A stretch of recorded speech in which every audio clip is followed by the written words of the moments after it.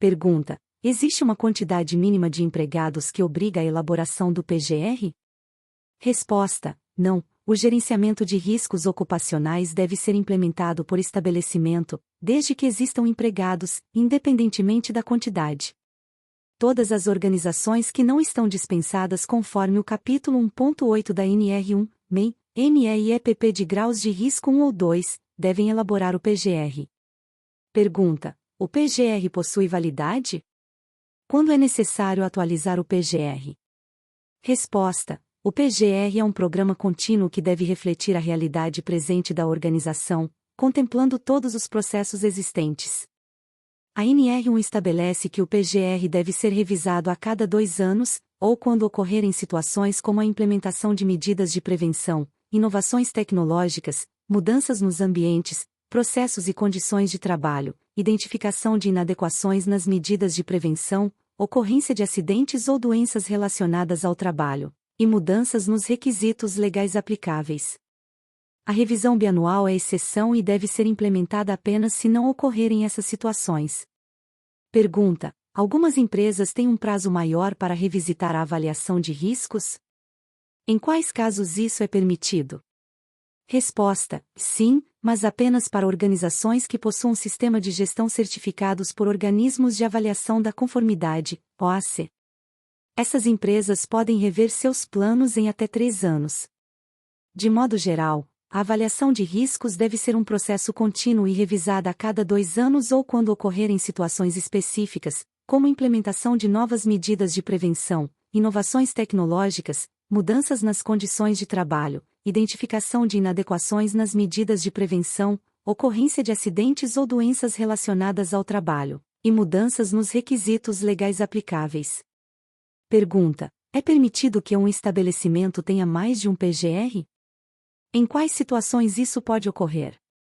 Resposta: sim, a organização pode implementar o gerenciamento de riscos ocupacionais por unidade operacional, setor ou atividade, conforme o seu critério. Isso significa que em um mesmo estabelecimento podem existir diversos PGRS, dependendo da necessidade. A decisão deve ser baseada no conhecimento e estudo dos processos de trabalho, considerando-se o desmembramento do PGR pode simplificar e otimizar os processos de gerenciamento de riscos ocupacionais.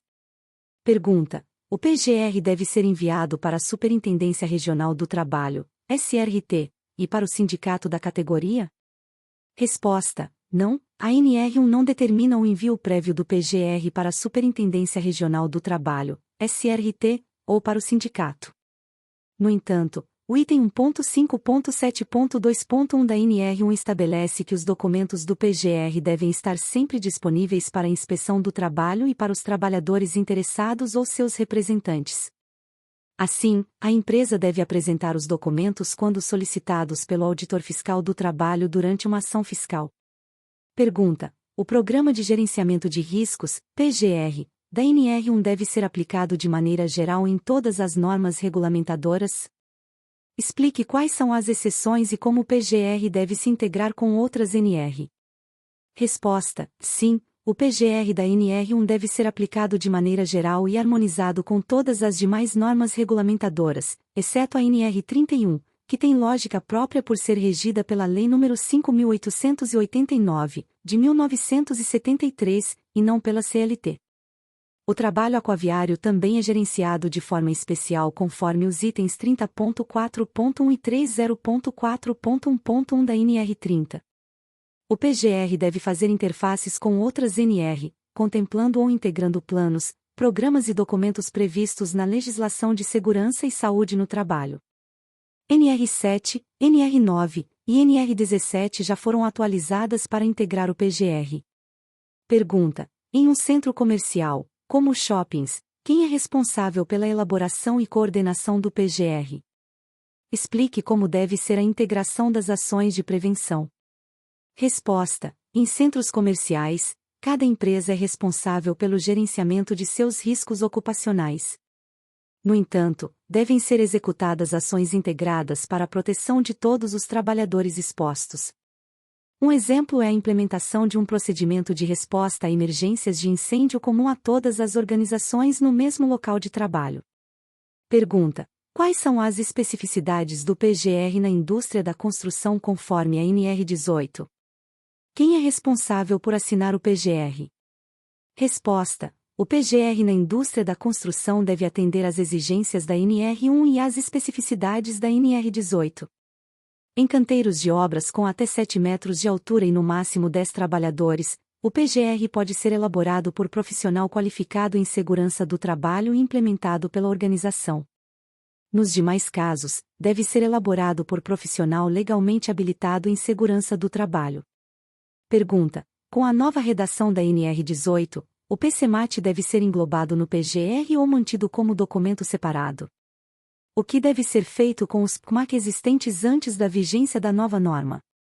Resposta: com a nova redação da NR 18, não há mais previsão normativa para o PCMAT. No entanto, os PCMAT constituídos antes de 3 de janeiro de 2022 terão validade até o término da obra a que se referem. Para obras iniciadas após essa data, deve ser desenvolvido o PGR. Para obras em atividade antes de 3 de janeiro de 2022, mas sem PCMAT, deve ser implementado o PGR. Pergunta: é necessário elaborar o PGR para obras de curta duração? Explique a aplicação da NR 18 e a isenção prevista na NR 1. Resposta: sim, é necessário elaborar o PGR para obras de curta duração, pois os riscos ocupacionais independem do tempo de conclusão da obra. A NR 18 exige a elaboração e implementação do PGR nos canteiros de obras, contemplando os riscos ocupacionais e suas respectivas medidas de prevenção. A isenção para a elaboração do PGR está prevista para microempresas e empresas de pequeno porte, graus de risco 1 e 2, que não identificarem exposições ocupacionais a agentes físicos, químicos e biológicos. Pergunta: a construtora deve elaborar um PGR para cada obra? Explique como a NR 18 e a NR 1 tratam essa questão. Resposta: sim, a construtora deve elaborar o PGR para cada canteiro de obras conforme a NR 18. A NR 1 permite que o PGR seja implementado por unidade operacional, setor ou atividade, possibilitando que em uma mesma obra existam vários PGRs, conforme necessário. Pergunta: quais são as especificidades do PGR para o setor de mineração conforme a NR 22? Resposta: o PGR no setor de mineração deve seguir as diretrizes da NR 1 e contemplar as especificidades contidas na NR 22. Cabe à empresa ou permissionário de lavra garimpeira elaborar e implementar o PGR, incluindo os aspectos específicos dessa norma. Pergunta: quais são as exigências do PGR para o trabalho aquaviário conforme a NR 30? Resposta: no trabalho aquaviário, além das exigências previstas na NR 1, deve ser elaborado e implementado o Programa de Gerenciamento de Riscos no Trabalho Aquaviário, PGRTA, para cada embarcação, conforme a NR 30. Pergunta: quais são as especificidades do PGR para o setor rural conforme a NR 31?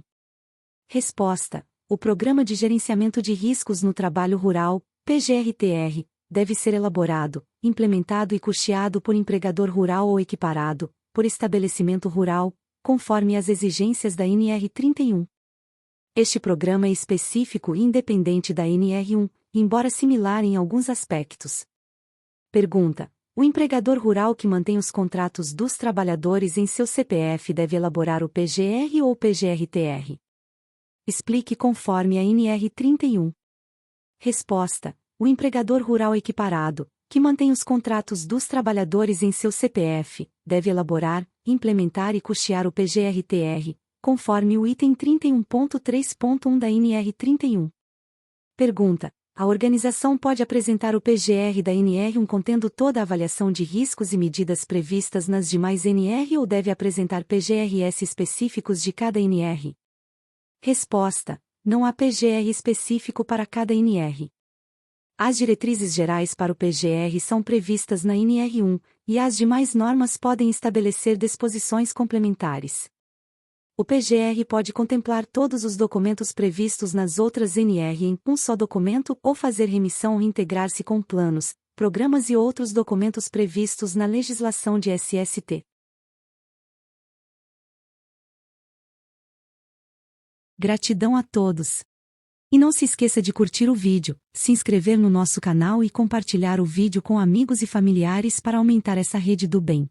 Ative o sininho também para receber todas as notificações de novos vídeos. Até mais!